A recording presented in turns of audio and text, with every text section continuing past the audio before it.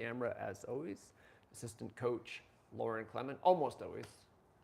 There's been the rare sad exception when you weren't behind the camera. We have a fairly full house here. Folks a couple who are experiencing their first Dream Run Camp live. Very excited to have special guest Neil Weintraub. Perfectly said. Yes. Thanks for having me.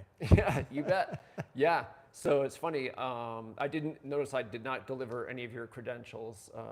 So often, like if I have a professional runner here, it's just like, Nike sponsored professional runner. But I'm like, well, do I introduce you as an archaeologist? And there's got to be some kind of relevance to running. Right? Yeah. Right. And so if I were going to lead with one of your like running credentials, like answering the question for the folks who don't know you, I'd say I was the co-founder of Northern Arizona Trail Runners Association. Yep.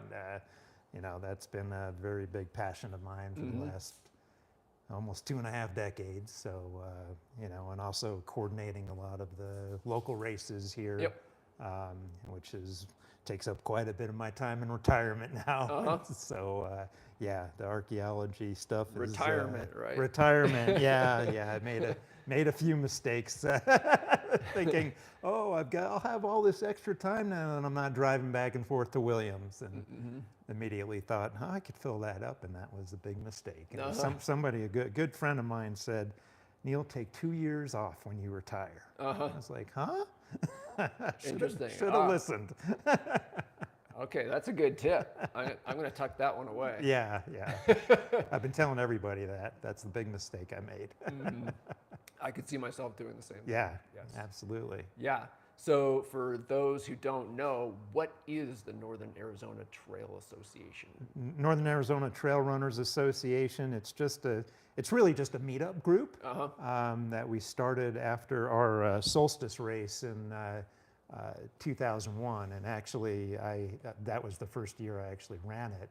And after the race, a bunch of us were sitting around, and we thought, I don't know if you guys have ever you've heard of the Imogene Pass Run, which is up in from Ouray to Telluride, a great race, and they have 1,000 runners doing it, or now 1,500 I think is the limit.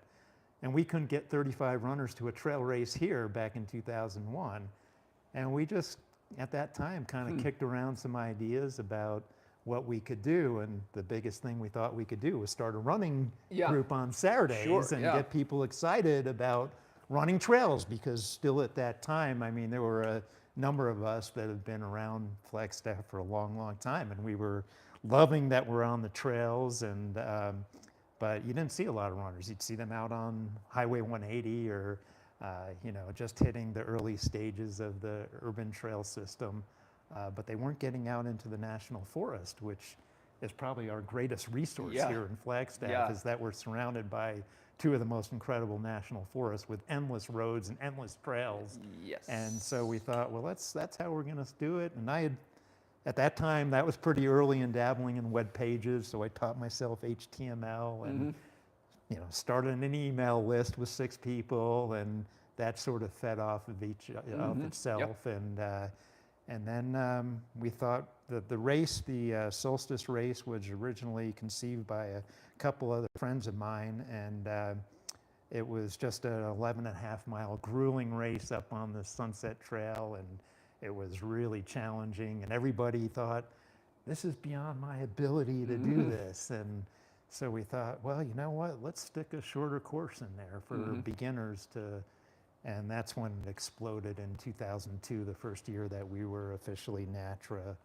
And it just kind of took off like wildfire from there. And the race became a sold-out race, and it just kind of built the community. And as things progressed, we went from web pages to social media. We just kind of stayed on top of that. So, we were one of those early groups that kind of embraced the social media scene. And it was a new way of getting people interested in running. So that's kind of how it all started. But you know, the thing I think we're so proud of is that we've been running together for 23 years now without fail every Saturday, unless there's a big event that we're helping volunteer at and everything. So it's just really a social, we joke about it now. When we started the running group, it used to be, oh, well, let's go out for an 11, 12-mile run. Well, it takes us a lot longer to do that. So now we're doing 5, 6 miles. We have walker. I just had my hip replaced, so I go walk. I do an out and back or something. We've gotten slower as we've all gotten older, and but you know, a lot of us have been running together regularly every Saturday for 23 years. And now we spend more time having coffee after the run than we do when we're actually out on the trails. Right. So it's a lot of fun. But yeah, so that's basically what NATRA is. Yeah. Well, it's a testament to your success that, you know, the first time I ever really did any running here was 2017. And what you described in 2001 is unimaginable to me, you know, just, you know what I mean? Because like, it was like I was here for, you know, the entire summer, and I was in the National Forest running all the time. And like, that's because that's what all the locals were doing. They showed me where to run. It's just hard to imagine that like, that wasn't happening just like 16 years before. Yeah, you know, races were, you know, one of the races I direct, the Big Brothers Big Sisters half marathon, that actually started out in 1978 as a trail marathon. I mean, it was a trail marathon. I mean, not really but it's on the forest roads. So the forest roads had always been taken advantage of. You know, even the races that were at Fort Tuthill, those were out on the trails. But you just didn't see a lot of people out and about on the trails. It was mostly on the tracks, when, you know, the tracks were a lot easier to gain access to, and you could open the gate and walk in. So not everything has changed for the better. Right. But you know, the Flagstaff Urban Trail System, that's all, that pretty much got going in the late 80s. And I don't know if you've interviewed Nat White yet. Nope. He would be a great, he's the kind of the godfather of all this. He moved here in '69, right after, you know, the Olympics had been in Mexico City, and Flagstaff was really put on the map back then for the first time. But by the time I got here in the mid '80s, you know, people knew about it. You know, I thought about how, wow, this is great. I came here, it was kind of a very much a fluke. I needed credits for my anthropology degree, which came very late in my college career. I was at a small college in Iowa, Grinnell College, and my professors at the time said, Neil, you know, you can pick up 4 credits if you come out to Flagstaff, Arizona with us. And I was like, well, that sounds good. I had plans to go be a camp counselor again back in New York, and that sounded a little bit more exciting to me. And so myself and 8 other students, we hoofed it. We all carpooled out, and I saw the peaks for the first time, you know, coming across, I think, when we got to Petrified Forest. And I was getting pretty excited about, you know, doing my first run at 7,000 feet. And I think the first day we went out to our site, the excavation site out off of Camp Townsend Winona Road. And we came back, and I thought, I'll go for my first run. And we were living at the top of Campbell Avenue. You know, it's out on the northeast side of town. But we were renting an old ranch with some dilapidated buildings. And so I thought, oh, this is cool.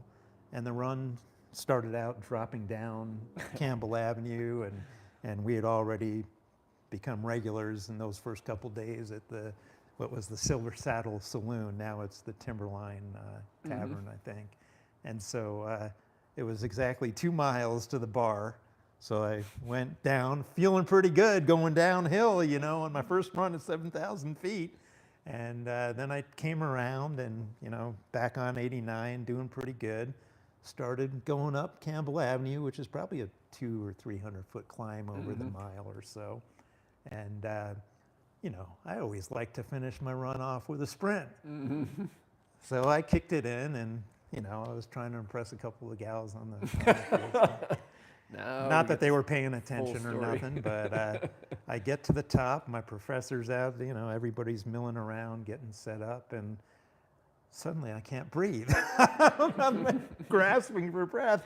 So Dr. Whitaker pulls out an artifact bag, just a brown bag, and he says, "Neil, you're hyperventilating.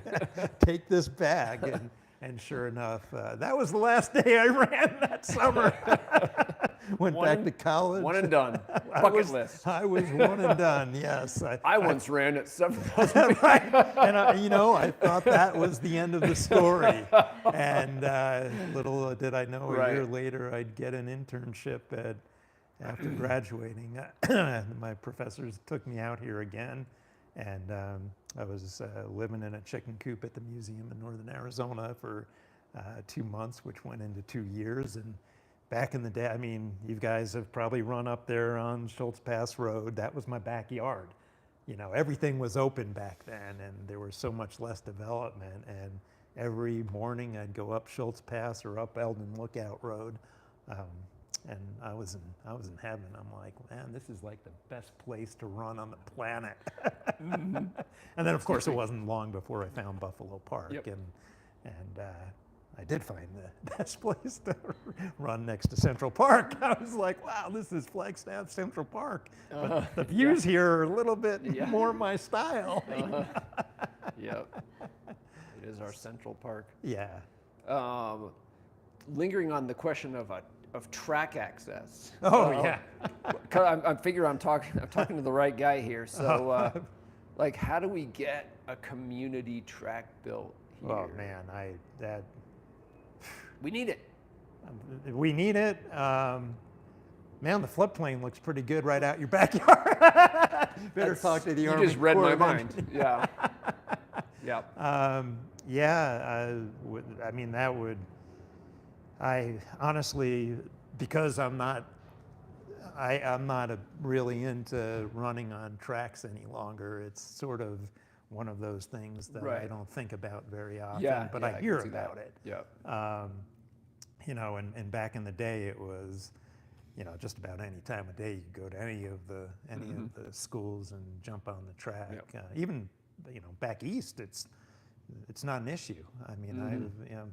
My sister-in-law lives in Pittsburgh, and every time I go back there, I can go to the nicest high school track, Mount Lebanon. Got a beautiful, beautiful track, and just walk right on, with no questions asked. And so it's always sort of been a mystery how that all sort of got locked up. I think my understanding is you can use it after hours. But I just don't know how that's playing. And I know there's the people were going down to Sedona to do the speed work, and I imagine that's still available. But Cottonwood. Yeah, Cottonwood, and I think there's places, but and I thought there was one track. Was Sonawa available? Not to my knowledge, but it might be. Okay. Anyway, that might be worth looking into. Yeah. But how do we build one? How do we build one? You're an archaeologist? Right. I can survey the land. That's a start. But it's, it would need to be done with private, some kind of private inholding. I say maybe we just try to get one built overnight, out there. We stage it. It'll be like D-Day. We'll just stage, all the equipment we need will be hidden somewhere in the forest, and then sun goes down and go. See how that works out for you. Sometimes it's better to ask for forgiveness than permission. In that case, it wouldn't. Trust me. But, I thought you'd like it. I've always, Buffalo Park serves for me, that always served the need. Early on, and we've got team-run Flagstaff with the access on Tuesday nights, and I think that's a good example of how things could be done. yeah, I mean, that's other than sort of finding those groups. I mean, back in the day, I mean, I remember with Trina Painter, you know, she had her team Trina, and we would just walk onto the NAU track and do that, and we could walk into the dome. But you know, the town, since I've got, it was just under 30,000 when I think I got here in '85, and so now you're talking about, you know, almost triple, more than double, getting close to being tripled. So the population has gone up, but the number of, you know, there has not been a new track built since probably since Sanawa High School was built. So there is, you know, I mean, there's proposal for, you know, there's a bunch of new schools. Marshall's being rebuilt. I think Kinsey is going to be relocated onto the NAU campus. But man, you know, there's just finding the right spot that's flat. You got to. There's a lot of challenges with that. Yeah. So yeah, I don't have an answer to track access. It's worth a try. Yeah. Worth a try. I'm going to pause for a commercial break. I would like to say a kind word about this Sierra Nevada Trail Pass IPA. Trying it for the first time, non-alcoholic. Usually, if I'm holding a beer during one of these interviews, it's the real deal. But I want to see, like, I want to test, because I measure my HRV, heart rate variability, every night, and everyone says alcohol makes a huge difference. So, I want to place a wager on what my HRV will be overnight. My highest ever is 32. Some kind of cool prize, like a signed copy of a Matt Fitzgerald book. No, we'll do it. What are you gonna guess? 33. I don't want to be too optimistic. I'll be kind of bummed if it's not higher. You know what I mean? Because everyone says it. Anywho, it's neither here nor there. But anyway, it's pretty tasty. Yeah, good. Yeah. So is the Downtown Mile on the 4th of July one of your events? So the downtown, yeah, it's part of our, 20 years ago, a number of us, back in the heyday of doing hand timing, we collectively said, hey, let's help each other out. So the handful of races that were taking place, we basically came together, and, you know, everybody knew each other, so we're all friends, and we said, hey, let's help each other out with timing. So we created this Flagstaff running series. And it was basically an idea to sell a package to the community at a reduced price. And then we would have all the volunteers from those nonprofits all helping out. And it worked like a charm. You know, we would put flyers around town. And again, that was the day, we were doing online registration through Active, I think, at that point in '05. And so it just kind of started slowly growing, and you know, we would do all the hand timing and pulling bibs and reordering them constantly.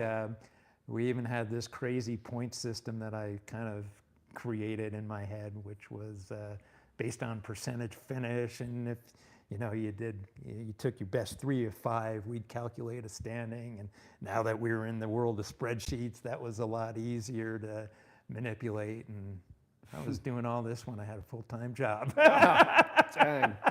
So I did that. No wonder for you years. had a hard time slowing down. Right. Well, and then we had sponsorship from Solomon in those early days and Blue Cross Blue Shield. So it was starting to really, you know, get a strong footing in Flagstaff. And then we had the great fortune of Gail Hughes coming along, who is just a database guru, and she was in on a lot of the early stages of those database managements and chip timing. And so suddenly we had a chip timer come to Flagstaff, which was super exciting. And she was more than willing to teach us and help us out. And so suddenly that, and then run Flagstaff, well, at the time was a runner's high. So Vince, you know, helped start the running store. And then that took off, and now it's progressed into them doing all the chip timing. So the partnership still exists after all these years, and we have the oldest races in towns that are still part of it. So you know, we don't have to help out with timing as much, but we still kind of package it together. and basically have that for the community to, it's a smoking deal when you get these 5 races, including the one that I helped direct, the Big Brothers race, which is 47 years old, and it's one of the largest and oldest half marathons in Arizona. So, Is that in August? That's in August, yeah. Yeah. It's August 10th. And we're real excited. We get, you have a dream camp right about then? Or?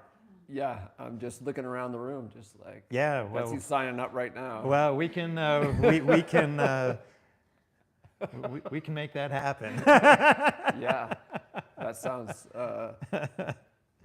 cool. Yeah, it's a great event, and that's one of my favorite things to talk about is the fact that I got on the board of Big Brothers Big Sisters at the same time that I was starting NATRA, and the Big Brothers Half Marathon was sort of a test for me as a race director.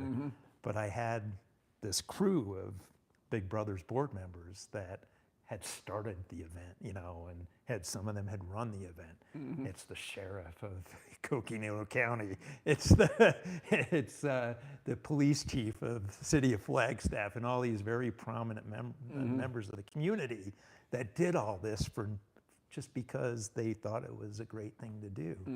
And they were sort of my mentors in rearing me to start directing races voluntarily, and they made it fun. And that was the best part of it all, was they just, they knew how to party and put an event together. And so I fed off of that. Yeah. And I said, okay, well, I'll direct this first race. We used to be at Fort Tuthill, but we moved it downtown and onto Observatory Mesa, which is probably one of the first places you went running when you were here. And so the race started downtown, went on top of the mesa, and when I took it over, it was probably, we'd consistently have about 100 runners out at Fort Tuthill. But I was like, we could be doing so much more. And then we started advertising it digitally and on websites, and we really started attracting more and more numbers, and we finally got pretty close to 600 one year back in the mid-2010s. But these guys that were there in 1978 for the first one, they're still my crew today. Oh, wow. In laying out the race, and it's turned into like more than, it's now a 3-day event for the board, where we have a pre-race party, barbecue. We used to do it on the course. Now we do it downtown. Then we have a day of packet pickup. Then we have a pizza party for the runners the night before. It just becomes this huge event. And then Saturday is the big race. And we've invited, so walkers now do the half marathon. They can start at 6 a.m. Non-competitive runners that just want to get the really cool finishing medal, they can start at 6 a.m. They just don't end up in the division categories with the competitive runners. So it's become this really cool gathering after 47 years that just kind of continues to feed on itself. And so that's, if you guys are looking for a great race. Yeah. It's really cool. Yes.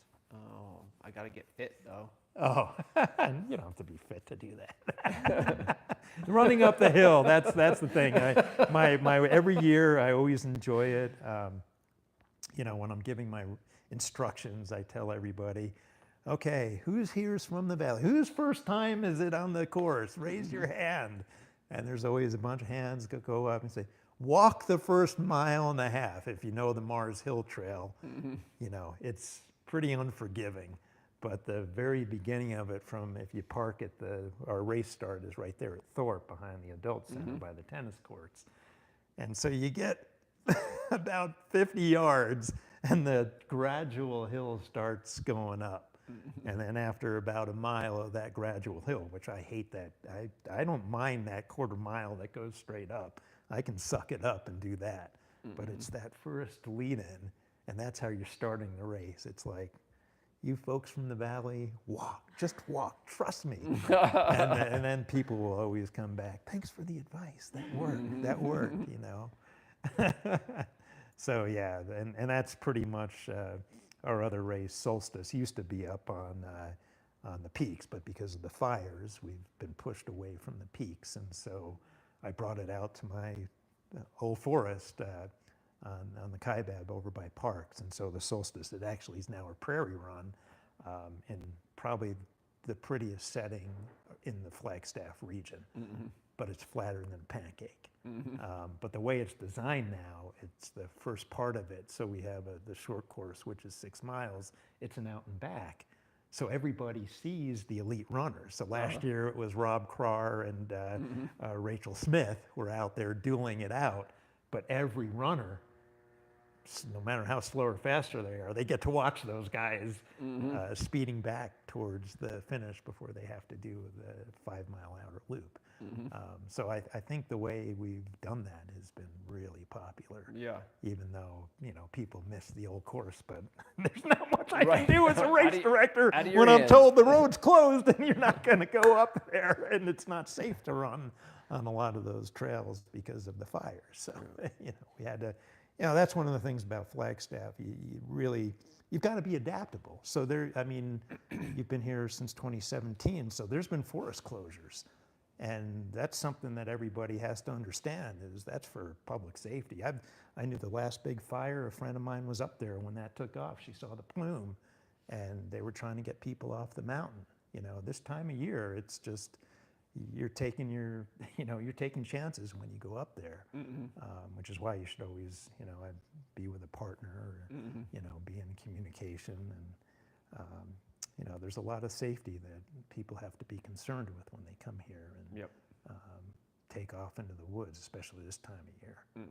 But yeah, so that's the racing, kind of the racing stuff that I've been doing, and keeps me busy. And, from designing bibs to designing shirts and getting the right shirts ordered 6 months ahead of time, and guessing at that. That's a never ending, but I enjoy it. And I've got the same people I work with year after year, the same shirt company. And so it's just like, what are we going to do now? Throw out ideas. But it's fun.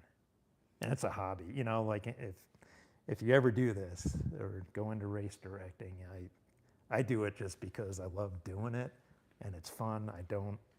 I was like right from the get-go, I'm never going to pay myself to do this stuff.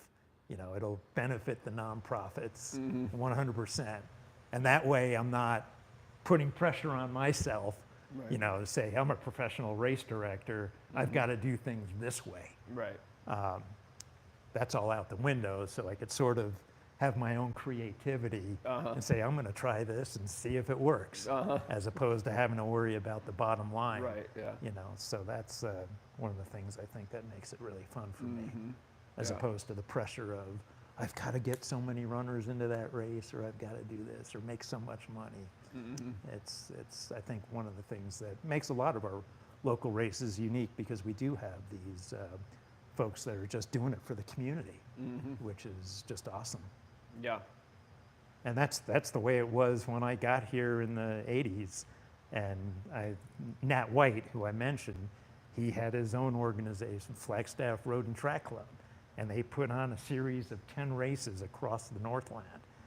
There was one in Winslow, there was one in Williams, there were a bunch in Flag. And a lot of those races kind of fell off the radar in the 90s when that all kind of fell apart.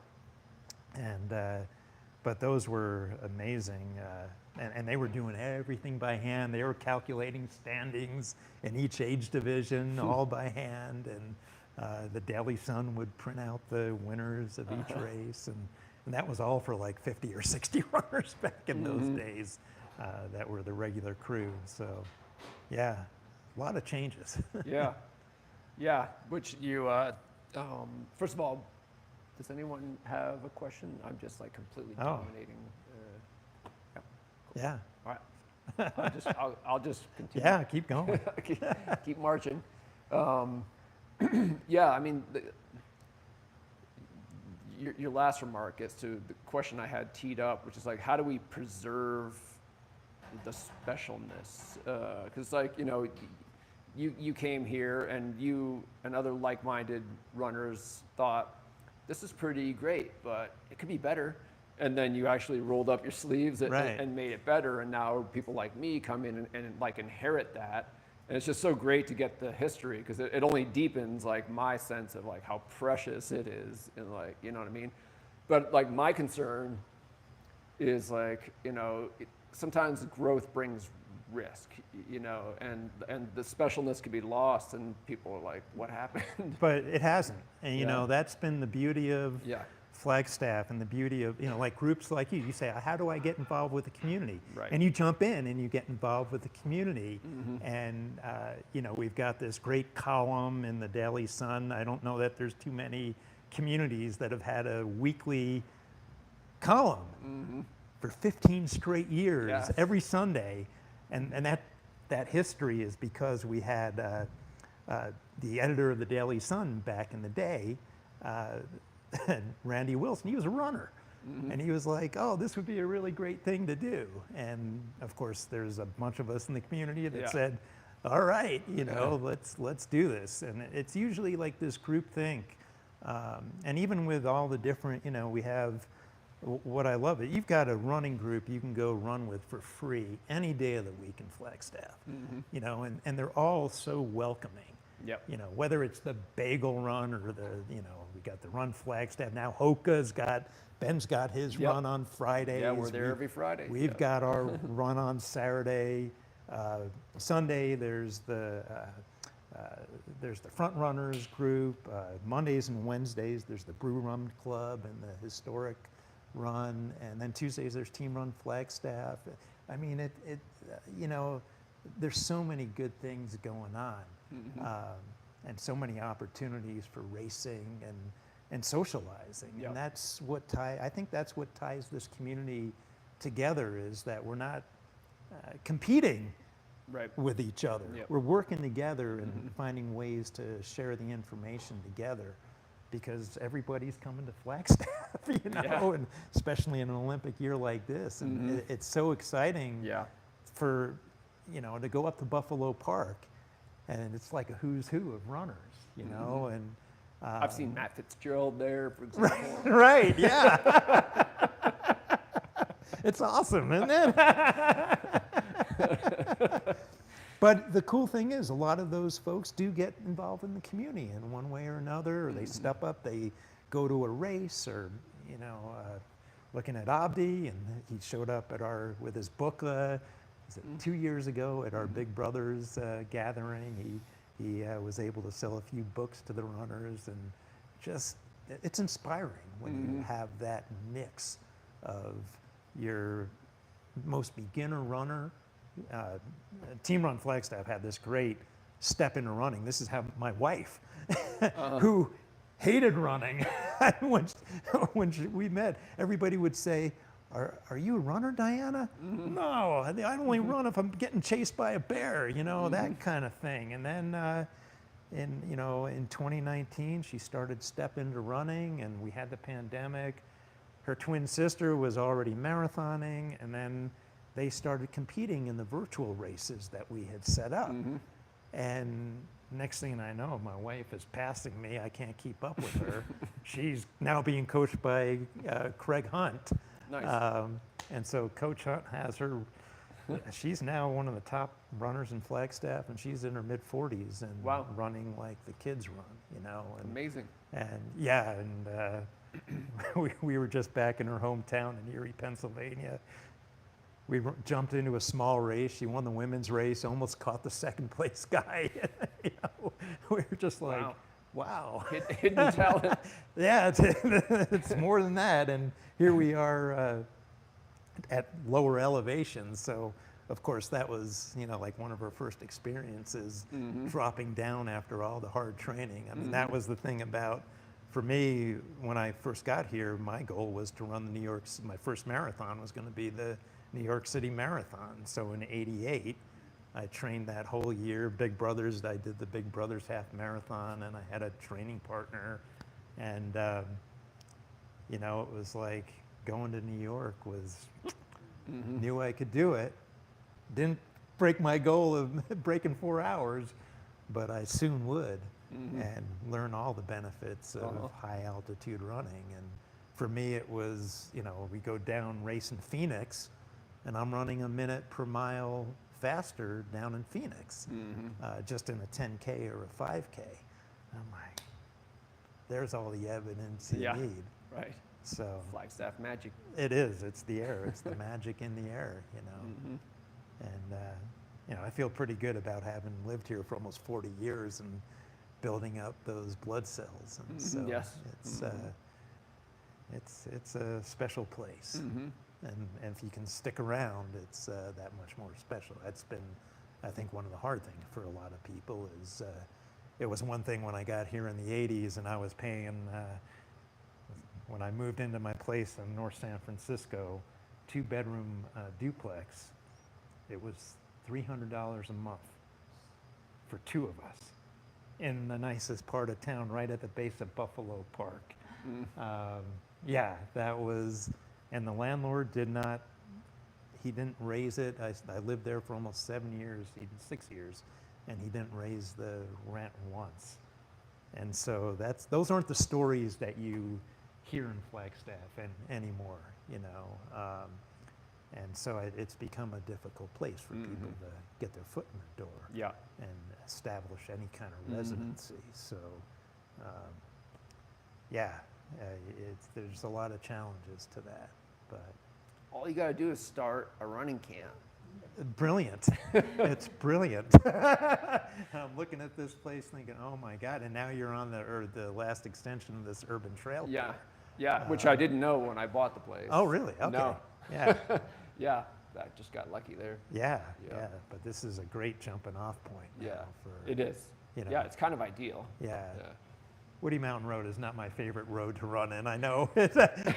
There's a heck of a lot. I wrote a column about that. Did you? We were driving down to Rogers Lake one day.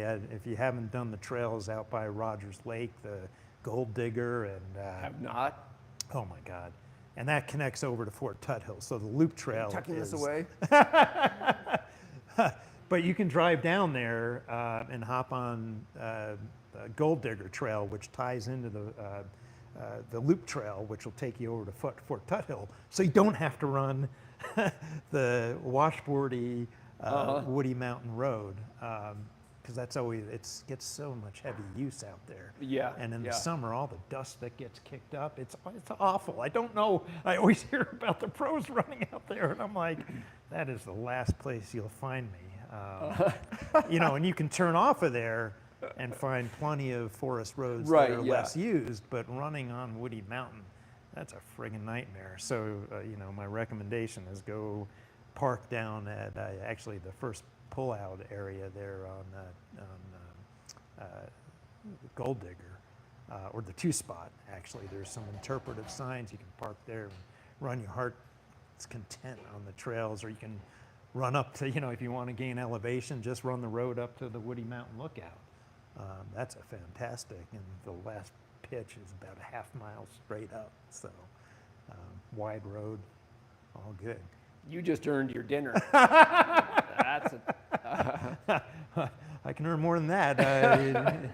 Go run any of the roads west of here. That was towards the Kaibab National Forest.